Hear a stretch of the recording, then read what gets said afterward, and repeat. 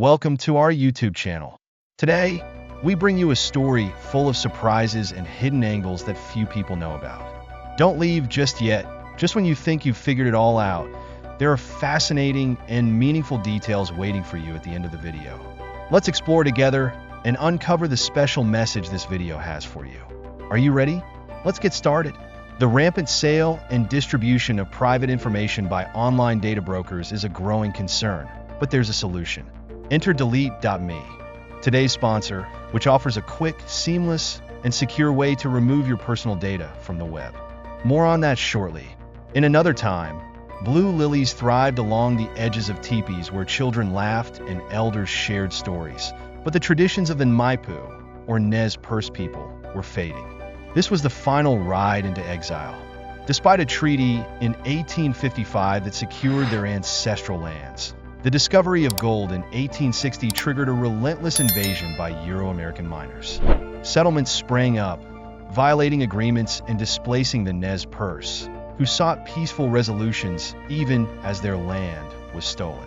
A revised treaty in 1863, signed under duress by a few conciliatory leaders, stripped the Nez Perce of 90% of their territory, a betrayal Chief Joseph likened to losing one's horses without consent. Yet, as late as 1873, even U.S. commissioners admitted that the treaty was invalid for those who had not signed it. By 1877, however, the situation had worsened. As military threats loomed, some Nez Perce bands reluctantly moved to reservations, while others resisted. Among these resistors, young warriors, angered by years of injustice, including theft, violence, and systemic neglect, struck out in retaliation, killing settlers. Though Chief Joseph condemned these acts, the damage was done. It became the pretext for a military crackdown. General Howard's forces advanced, but the Nez Perce, with strategic precision and their famed Appaloosa horses, turned the tide in their favor. They executed daring maneuvers, outsmarting and outshooting their adversaries, leaving over 30 American soldiers dead without losing a single warrior. The conflict escalated. Neutrality shattered as villages were raided, homes plundered, and horses stolen. Neutral leader Looking Glass and his people were forced to join Joseph's group, now swelled to 800, including Palouse allies. They faced relentless pursuit, yet their resilience shone. Crossing the Bitterroot Range, they outmaneuvered the military carrying their people and possessions on 2,000 horses. Once allies to Lewis and Clark decades earlier, the Nez Perce now hoped to find sanctuary among the Crow, drawing on ancient alliances forged in shared struggles. The journey symbolized not just survival, but a refusal to surrender their identity, even as they faced the precipice of their history. The Nez Perce continued to thrive among their rivers, mountains, and prairies, living in teepees and lodges crafted from reed mats or bison hides. Salmon, a vital cornerstone of their diet, was supplemented by game and foraged plants.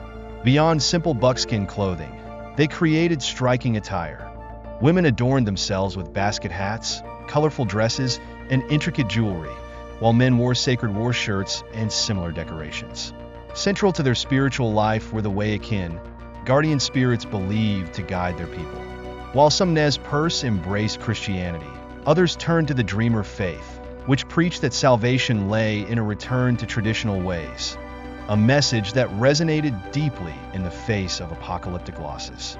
Their homelands were scarred by disease, their villages devastated, and their wildlife hunted to near extinction. As Chief Joseph and his band journeyed, their scouts remained confident General Howard trailed far behind, unaware that reinforcements from frontier forts had been dispatched. At the Big Hole River, the Nez Perce set up camp, unaware of the danger closing in. On the night of August 9th, over 100 American soldiers crept close enough to hear dogs barking and the cries of Nez Perce infants. At dawn, the soldiers unleashed a deadly ambush, firing into teepees and striking fleeing families. Survivors recalled the horror. One boy, hiding in a stream with his mother, saw a young girl lift her arm from the water, a bullet hole clean through it.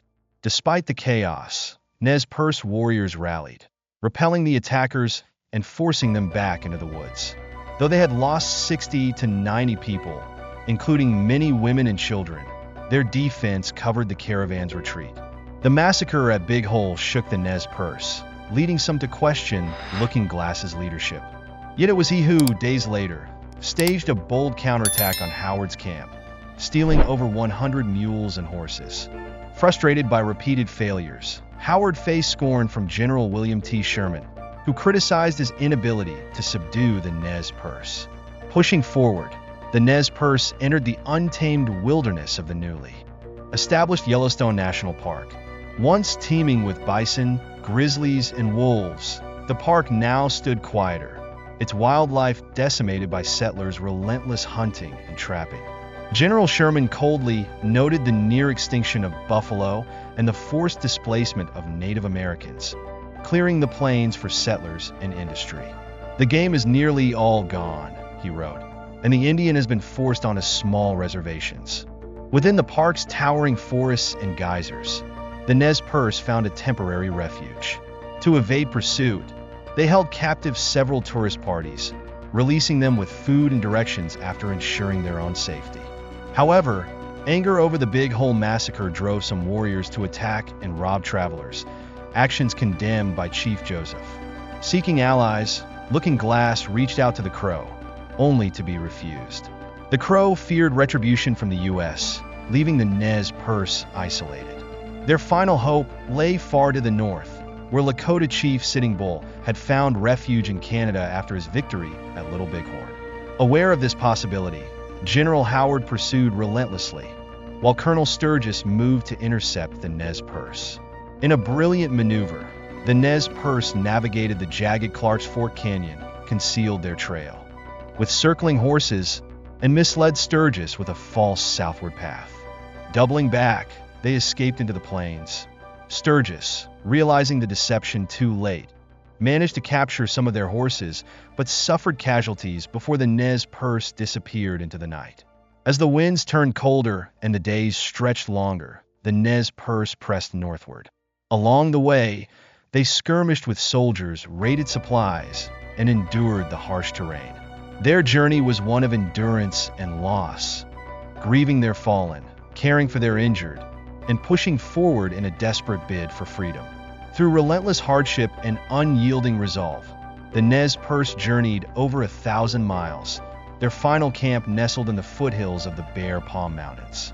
Just 40 miles from the Canadian border, hope flickered, but Colonel Nelson A. Miles, seasoned from his campaigns against the Lakota, was closing in with a formidable force bolstered by Cheyenne scouts. On September 30th, Miles launched a surprise attack, storming the camp, capturing most of the horses, and pinning down the Nez Perce. Amid the chaos, warriors fiercely defended their people, trading fatal shots with the enemy. Yet losses were devastating.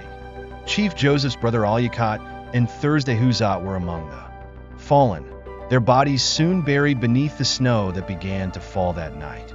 The Nez Perce endured in trenches, surrounded by artillery fire, clinging to the faint hope that those who fled north might return with Sitting Bull and the Lakota.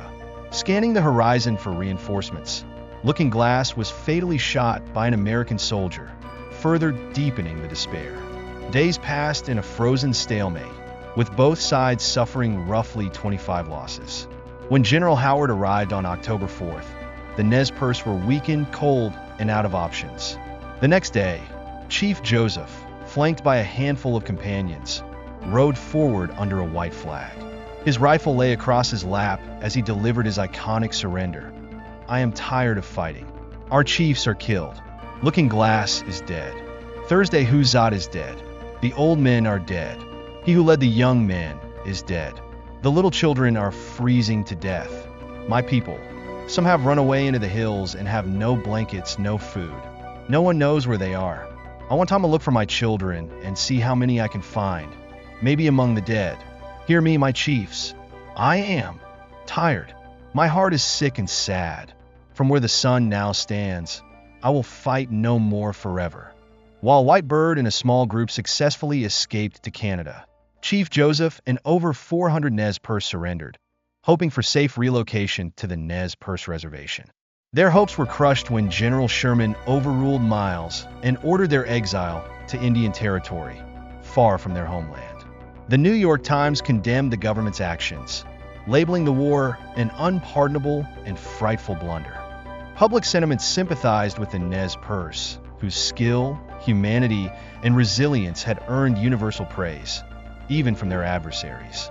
Chief Joseph became a symbol of his people's plight, traveling to Washington, D.C., to plead for a return to their homeland. His words moved many, but his dream of reclaiming the land of his ancestors remained unfulfilled. Barred even from the Nez Perce Reservation, he spent his remaining years in exile at the Colville Reservation, where he died in 1904. The war had claimed up to 150 lives, and the harsh conditions of exile took another 150, including almost every young child. Reflecting on the tragedy, General Sheridan wrote candidly, "We took away their country and their means of support, broke up their way of life, and introduced disease and decay among them. It was for this and against this that they made war. Would anyone expect less?" The legacy of the Nez Perce is one of resilience and survival in the face of relentless injustice, a testament to their spirit even as they were driven from the land they called home. Thank you for taking the time to watch today's video.